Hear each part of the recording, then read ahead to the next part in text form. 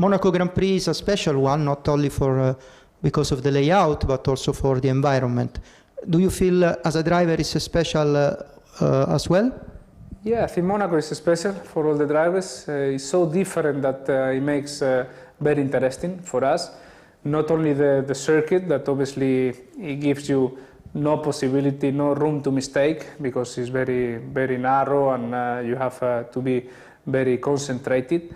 But also outside, we know that Monaco is very special. All the atmosphere there and all the VIPs, you know, it's a very good atmosphere, and I think all the drivers, we want to win Monaco Grand Prix because we know how important is this race.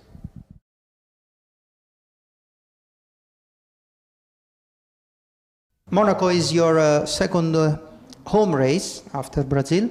You live a few hundred meters from the track. Does it happen to you to think about that when you walk or when you drive in the streets of the circuit during your normal life?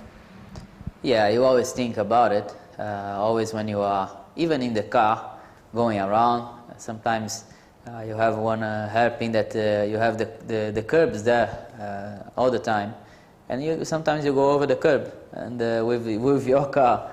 And my wife always says, "Why you go over the curb? You always do like this." I said, "Yeah, I do like this because you always think about the lines. You always think about the corners. Even if you go 30 kilometers per hour, you go on the line, you know, just to see if you can to remember what you have to do when you are in your Formula 1 car. But also when you walk, you always look to the corner. That you always think about it. This is a corner you need to brake a bit earlier, because then you can have a bit better acceleration, better traction to improve, to gain lap time. Or maybe this is a track that you need to do the opposite. So you always have this in your mind. Qualifying is the most important thing in Monaco. You did a fantastic pole position in 2008. What's the secret to be the fastest driver in Monaco?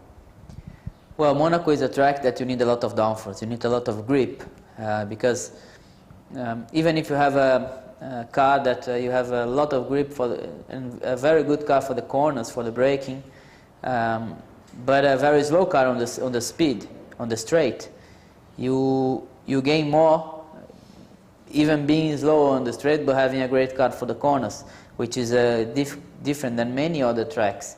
So Monaco is important to bring everything you can in terms of downforce to create grip on the car, because then you can improve a lot. You can have a consistent car, you can have a good car to work on the tires, and it's also a track that is important to qualify in the front, because it's almost impossible to overtake.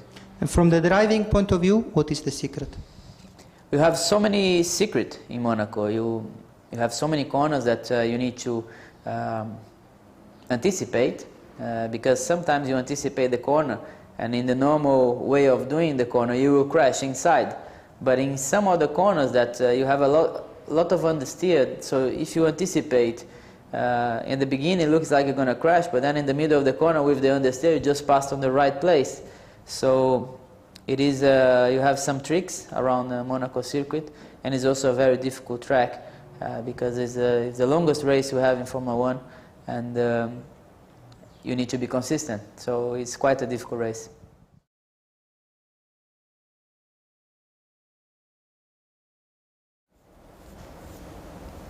In the past, Monaco car was a specific one. Is still the same? Yeah, the work that was done in the past for Monaco was definitely much bigger than what we do normally in these days.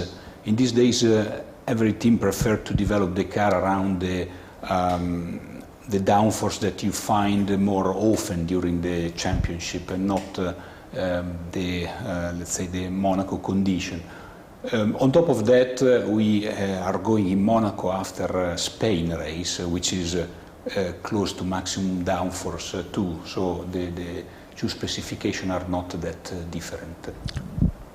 What characteristics are required to have a competitive car on a Monaco race? Yeah, of course, even if the dedicated aerodynamic development is not yet so specific, so deep for this kind of race.